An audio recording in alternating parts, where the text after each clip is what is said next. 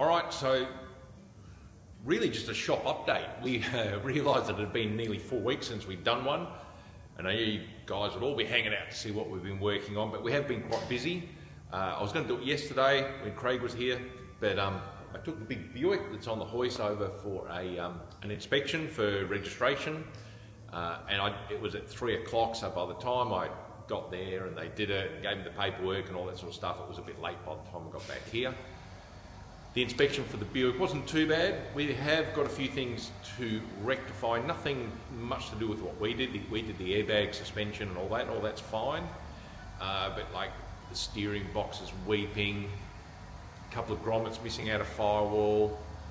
They just want like I think the license plate lights didn't work. And then there was, it's got a bit of a mist down low.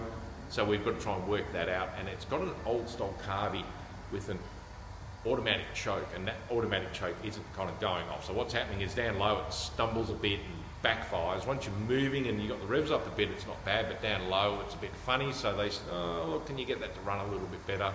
And there was like a fuel hose wasn't clipped correctly, and just little jobs, but we'll get through those.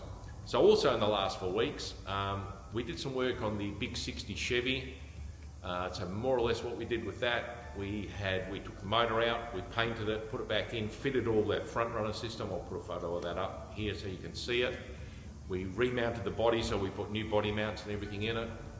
New front control arms. They're a more modern style upper and lower control arm that apparently gives you better geometry to make it better to drive and that sort of thing.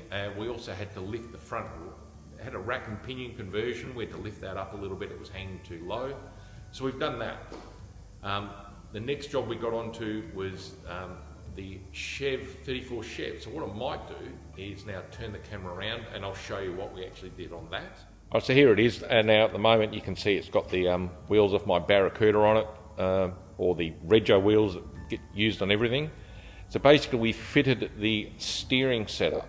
So you can see now, hopefully you can see the shaft coming down here to the support bearing and then all the way down into there. A bit hard to focus in with the connected to the rack.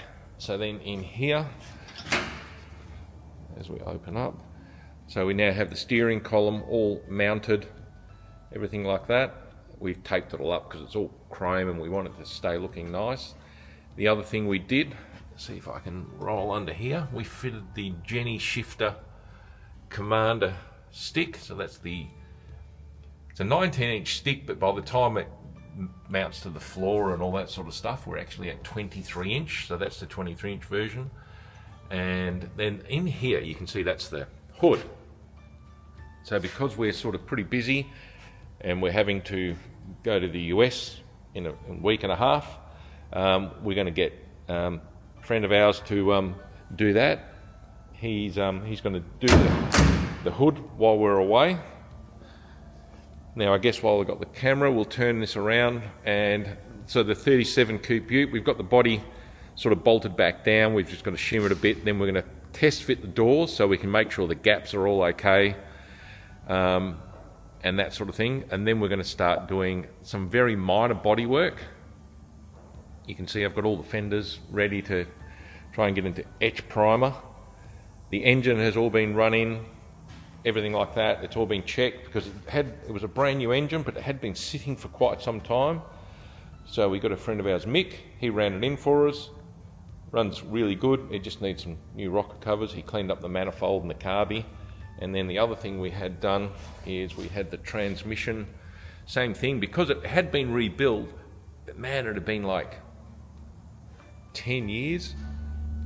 And so we thought, well, you know what, maybe we should just get the thing opened up and double checked. And they said it was all pretty good, but the seals had gone hard and that sort of thing. So they gave it a clean and just went through it. And then we just gave it a bit of a paint just so it looks neat and tidy.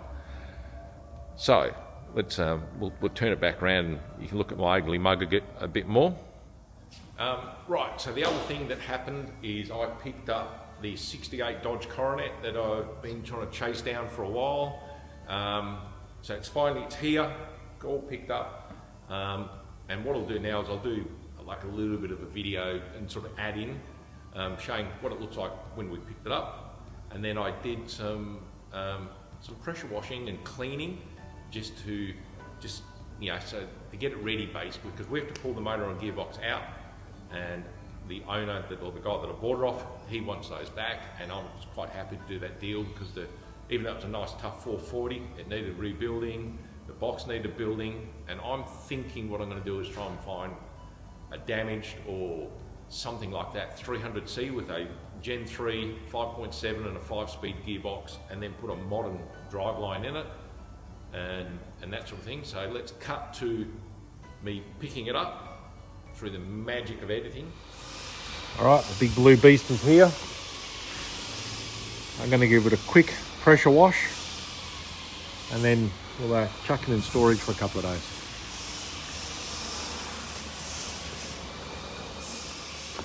See how different the paint comes up and the roof and everything after a wash.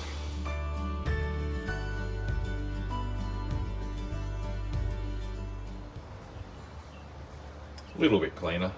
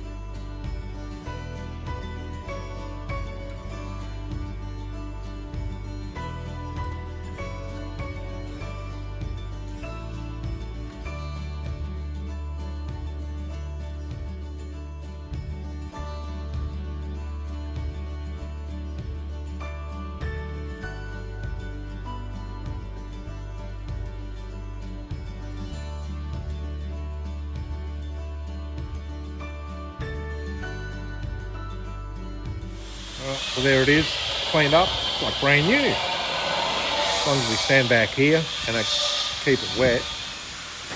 But I think the plan will be for now just to shove it over in the storage area. Maybe while we're away, we'll get Wayne to go over it with Balistol and sort of get rid of some of this real scaly rust sort of thing. See how this here, I reckon that'll come up pretty good. That'll be the plan. We've got to get the motor and box out.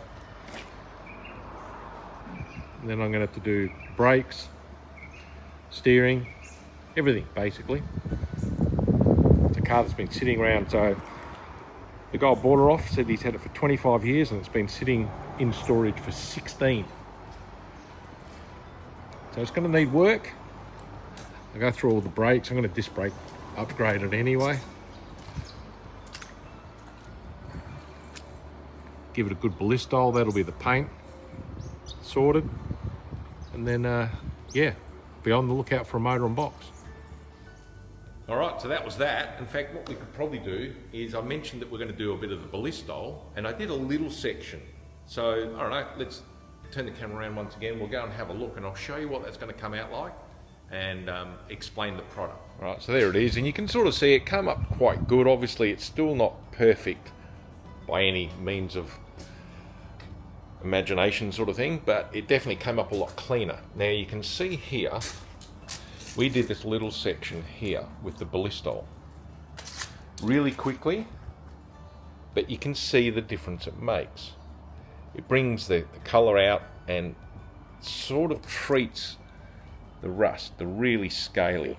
I'm probably still going to have to maybe sand some of this off because it is heavy, but you can see the difference it'll make to the paint. So the plan is to sort of go over the whole thing.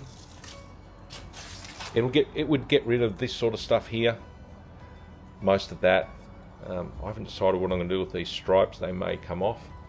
The vinyl roof's not too bad. It's pulling up a little bit there. Hopefully we can pull it back down.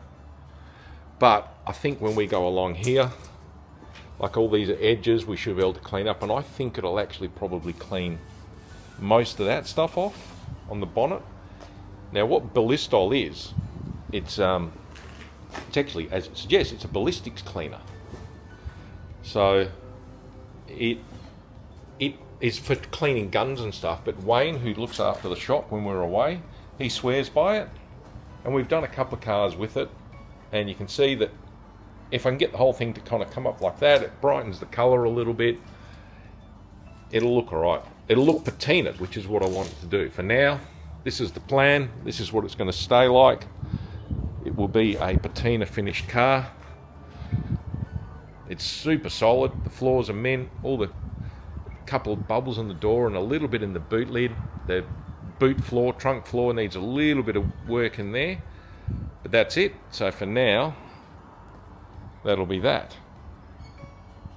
And of course, the other car that we were working on was obviously the 45 Chevy Coupe Ute, which isn't here at the moment. As you can see, it's not in any of the background shots. But what we end up doing, we end up getting the bonnet, the hood is all fitted, all the bonnet sides are on. That is all done. We did a bunch more test driving, put quite a few miles on it. It drives really good. The only thing we found is that the front springs settled a little bit, and it was, you know, it had dropped down. So we ordered some new front springs just to lift it up just maybe an inch, but we didn't have the gear to put them in. We didn't have the spring compressors and stuff. So we've sent that up to the guys up at Fire Brigade up the road. So they're going to fit the springs. They are also going to try and see if they can get the rack to stop leaking, do a wheel alignment. So hopefully sometime next week that's all sorted, because then really the only thing we've got to sort out the speedometer and try and work out what's going on with that. And then, man, it's just a couple of bits and pieces and it'll be ready to rego. And then once it's registered or passed inspection, then it can have its final buff and polish and a couple of bits of detailing stuff done, and it'll be finished, you know, so that can be handed over to the owner. And I think we mentioned last time the 32 Brookville bodied car. We found a intake manifold for it. I can't remember if we mentioned that or not, but it's a rare piece of gear. So here's a picture of it. So it's getting a Keith Black 426, and we managed to find an 8-stack manifold. So this uses the Weber style mounting, but we're going to use throttle bodies and 8-stack injection. So that should be a pretty cool thing. So we managed to get that a couple of weeks ago. And yeah, so hopefully, again, the motor for that, the guy that's built it has been running it in and dynoing it and all that sort of stuff. Just he had a couple of things he wanted to sort out before he drops it off to us. So maybe while we're away, that'll get done. So that's about all of the workshop update. Pretty straightforward, plenty of stuff going on. We've only got maybe another 2 or 3 days next week. Well, Craig will only have another 2 or 3 days next week. We'll get as much as we can done on the Buick, get that sorted, and the Coupe Ute. And then we'll be off to the States, but we'll do a separate video about that probably next week, next Wednesday, Thursday, just to give you a heads up about what's going to happen on our next trip to the States. All right, thanks for watching. Like, subscribe, hit notifications, all that stuff that I always forget to say. Hope you enjoyed the video.